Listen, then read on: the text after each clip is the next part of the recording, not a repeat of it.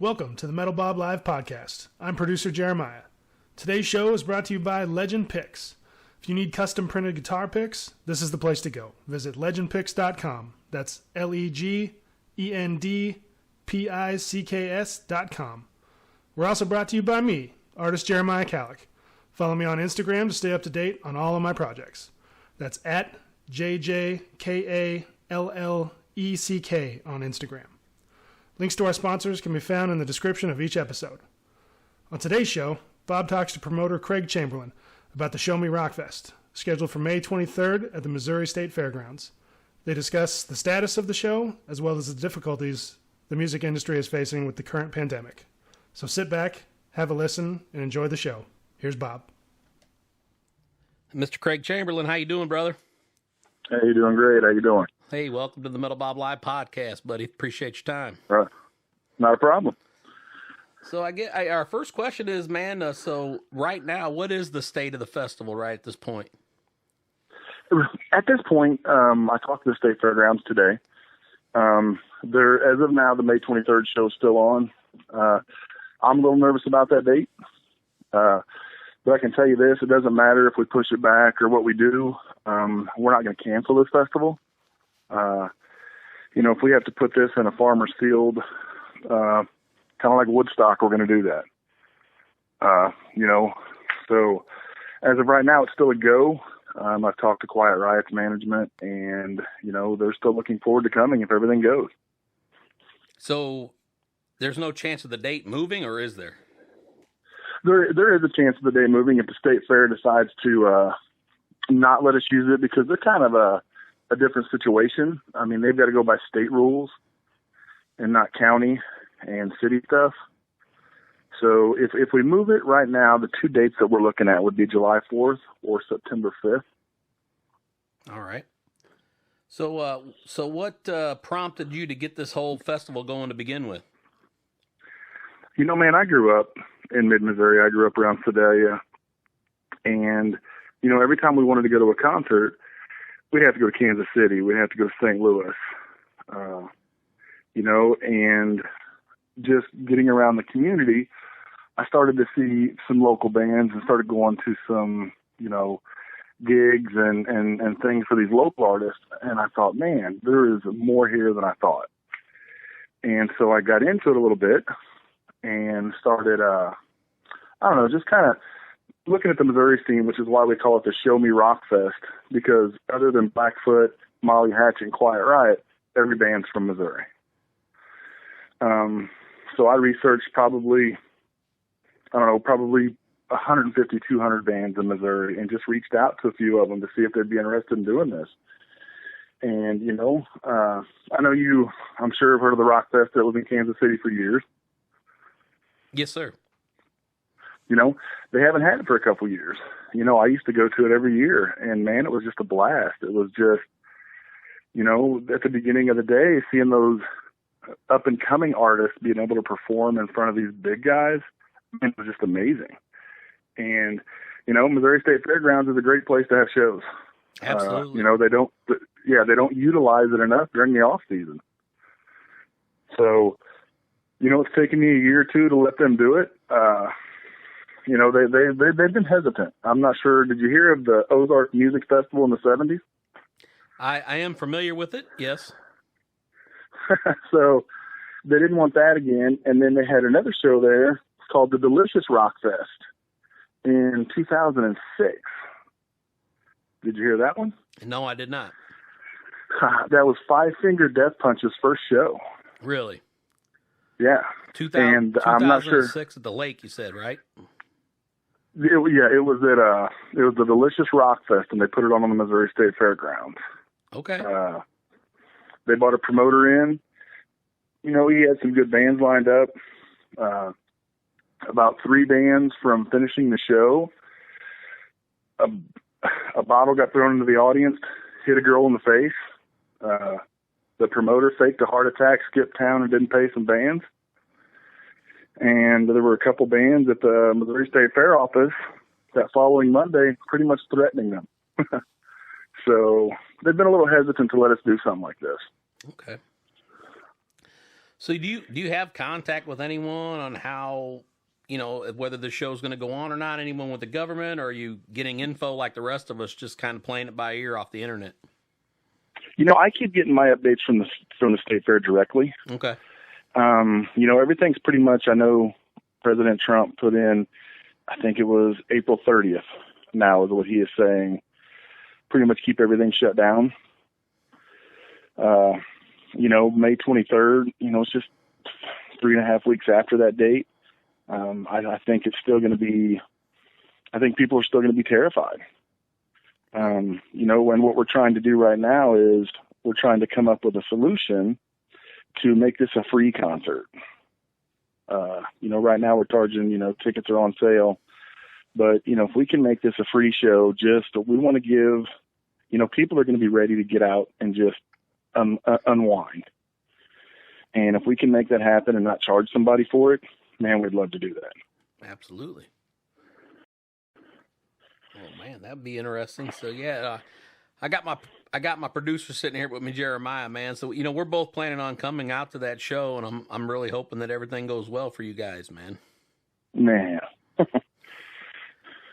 You got to. So is this? So you guys are out of Columbia, correct? Yeah, we do the show out of Columbia here. Yes, sir.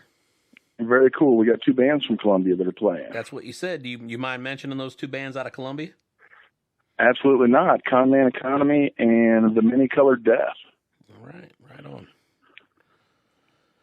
The Many Colored Death, man, those guys, they're up and coming. I'm not sure if you've ever heard of Pops in St. Louis. Oh yeah, and over there in Sauget, basically, Illinois, St. Louis border. Yes. The Many Colored Death, it hasn't been that too long ago. They went over there and just killed it. Okay. And somebody, I cannot remember who it was. I believe it's a gentleman named Dakota. I was still trying to figure out local bands to bring, and he's like, you got to check these guys out. And I popped in, got on YouTube, looked it up, and I'm like, holy crap, man. These guys, and it's just 3 people. And I'm like, they're outstanding. So, what better way to, get them some exposure than to put them in front of 3,000 to 5,000 people? Absolutely. So how long have you been promoting these kind of shows?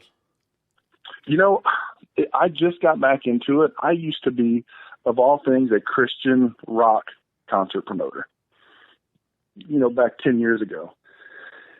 I dealt with, I'm not sure if you're familiar with Christian rock at all. Mercy Me. Absolutely. Was the last show that we did. We've had Big Daddy Weave. We've had Jars of Clay. We've had Natalie Grant. My wife and I did that for about 3 years and just decided when you do a genre like Christian rock, you're pretty narrow to what you can do. So, we just got out of it for a little while. And, my wife said I can do this as long as I don't lose money. So that's kind of where it got. We were losing $10,000, $15,000 a show. So we kind of stepped away from it for a little bit. I was sitting here 3 years ago, thought, man, we got to bring something to Sedalia. You go to the state fair and you see all these. I mean, I'm sure you've been to the big concerts at the fair before, correct? Absolutely. I was just at the recent one with Foreigner and Night Ranger. Night Ranger, how did that show go? Did they have a decent turnout for that show? I was not there. Dude, it was packed, and both bands were phenomenal. That's what I thought, man. Night Ranger just got done playing with Bret Michaels up in Independence not too long ago. When we originally did this was going to be with Bret Michaels as the headliner. Okay. It didn't go because, well, now Bret's going with Poison, Motley Crue, Def Leppard, Joan Jett on a big stadium tour this summer. Yes, sir. So that kind of nixed that. We went to the fair, and then we ended up, we were going to have Warrant, Lita Ford, and Firehouse.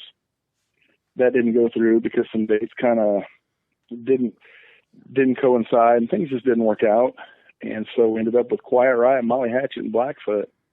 And, the response has been pretty great. I'm going to be honest with you. I didn't realize there was still the really good desire for the 80s, the late 70s, 80s, rock music. Right. I think there was a time there where it kind of faded out a little bit and there wasn't as much interest, but I think that a lot of people now are starting to be more interested in the old classic music again. So, oh, yeah. Yeah, I agree. We're going to do this year. The fair is this is kind of the fair saying, show me that you're not going to screw this up. So next year, if everything goes well, this is going to turn into a 2-day festival, with camping and everything.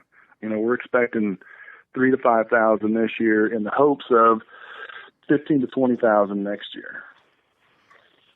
Man. So that sounds great, man. I really hope this whole thing works out for you guys, man. We're looking forward to the show ourselves, so we plan on being there to support it. So I hope, if we have to push the dates back, we have to push the dates back. A lot of people have put a lot of, time and effort into this, and I'm just not one of those that I'm just not going to fold tent.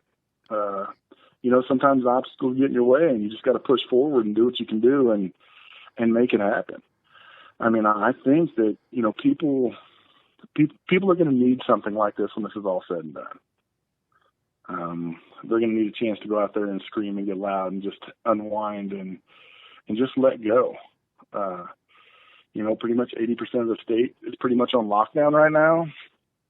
And, I want to give people an outlet to go let those frustrations go.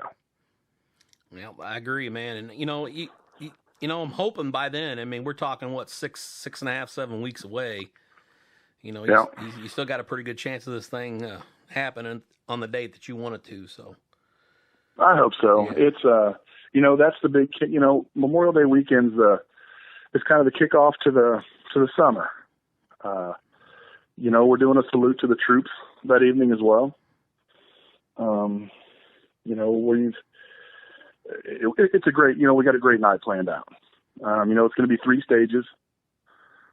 And like I said, the music starts at 11 o'clock in the morning, and it does not stop until probably 11 o'clock at night. It is going to be 12 solid hours of music. So. Well, I really hope it happens that weekend, man, because I'm going to need Monday off. That's for damn sure. Yeah, it's going to be a party. Absolutely. Right now, Boulevard Beer. I'm from Columbia. You've heard of Boulevard Beer? I've been there, man. Absolutely. They've stepped up and they're one of our sponsors. Cool. The main stage is the Boulevard Beer stage. Nice. I mean, they stepped up. They enjoy seeing this local stuff. I mean, they're a local brewery, right there in Kansas City. So, like I said, I've tried to keep everything local. Even the production company is from Missouri. Nice. I can't think of anything as far as the show goes other than, the 3 headliners that are not from Missouri. We've, kind of a funny story, 98.9, I'm sure you know who they are. Yep. They threatened to sue us over this festival. And why is that? Because it's called the Show Me Rockfest. Ah, gotcha. So, we got a cease and desist letter from them. So, I was upset a little bit, but, I talked to them. They were cool about it. They're like, listen, just don't call it Rockfest. If you put the Show Me in front of it, we'll be okay with it for now. We weren't trying to step on anybody's toes. We're just a little town in, West Central Missouri that just wants to put on a show and, let some artists get out there and showcase what they got and bring headliners to, our part of the world. Okay, so were these the ones promoting the Rockfest from years past, or? Yeah, 98.9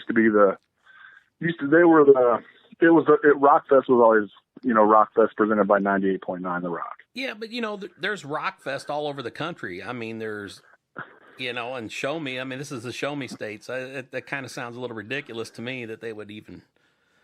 Oh, I wasn't even come at you like that. Yeah, they sent me. It was crazy. They sent me a letter saying they own the name Rockfest in Missouri and Kansas, and nobody can use it.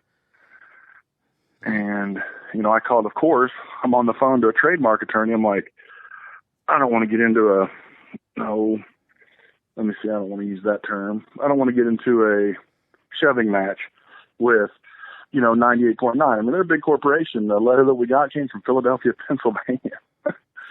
So I'm like, okay, we're not going to do this. And they let me know Rockfest is what they call a common name. Nobody can own it. It would be like me telling somebody, okay, listen, the name and I own it in Missouri and Kansas. You can't use that name anywhere. It's the same thing. So I just think they thought that I was trying to feed off what they had in the past. So I hope they understand that I'm not. So that's all cool now. Well, right on, man. Well, is there anything else you would like to add? Anything else you want to promote while we're on the air here? You know what, man? I would just say come out and support these local. I mean, I've got bands from Hannibal, St. Louis, Kansas City, Springfield. This is a Show Me Rockfest. I mean, some of these bands, if people come out, they're absolutely going to, be jaw dropped is the term I like to use when they see some of these bands hit the stage with the energy they've got. We've got a couple of acoustic guys. Heck, one of them's from Jeff City. His name's Dick Johnson, but he goes by English Brown. Okay. We got Jake Reno, which is another acoustic guy he's like a one-man band. He does like harmonica, play the guitar, all original. Like I said, if people come out, they're going to be amazed at the talent that we've got lined up, and come out and support because it's just going to get bigger every year. Sweet. Next year, well, you've been to the fair. We're going to actually use the main stage that the fair uses, and we're going to turn that into a 360-degree stage. All right. So, man, just, support local music, support what we're doing here in Missouri. Especially after all this, that's one thing that I cannot stress enough. You have no idea how many shows that these guys have had to cancel over the last month and a half. Oh, I know, man. I got guys on every day, man, that I talk to, man, and they're all going through the same thing. Yeah, and we're doing something that I've never done before. For all the local bands that play, we're going to take a 5-gallon bucket and put on each end of the stage for each local band, and we are going to encourage tips throughout that entire set. So say you've got a band comes up there, and say there's 2,000 people there. If just half those people give $1 bill, I can guarantee you some of these bands have never made $1,000 in their life doing this. You're probably right. That'd be great. So this is just helping them out for the times that they're going through right now and some of the gigs and shows they've had to miss. We're paying these bands, triple what they normally make when they go do shows. Absolutely.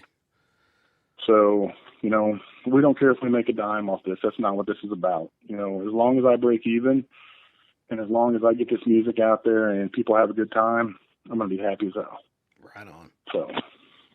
Well, that sounds great, Craig. Hey, man, so me and Jeremiah, man, we'll hit you up when it gets a little closer, and I hope everything goes as planned because we're all looking forward to it. Hey, and I'll tell you what, man, if you do and you guys want to come up and set out something, something live out there, I know I can get some of the headliners to come out there and sit down and talk to you guys while you're out there. Sounds great, man. We appreciate it, dude. And we will definitely be in touch. And I'll have Jeremiah get this up as soon as he can, man, so we can get the word out. All right, man. Sounds good. Just let me know when you do so I can make sure I'm listening to it. Yeah, absolutely, brother. I'll make sure you get notice. All right, man. I appreciate you guys having me on. Absolutely, buddy. We'll be in touch, Craig. Thank you. All right. Thank you. Bye-bye. That concludes this episode of the Metal Bob Live podcast. Please check the episode description for links to the festival as well as our sponsors, legendpicks.com and myself, artist Jeremiah Kalleck. We're available on all major podcast platforms as well as YouTube. Please give us a like, subscribe, and leave us a review. We appreciate the support. Stay safe.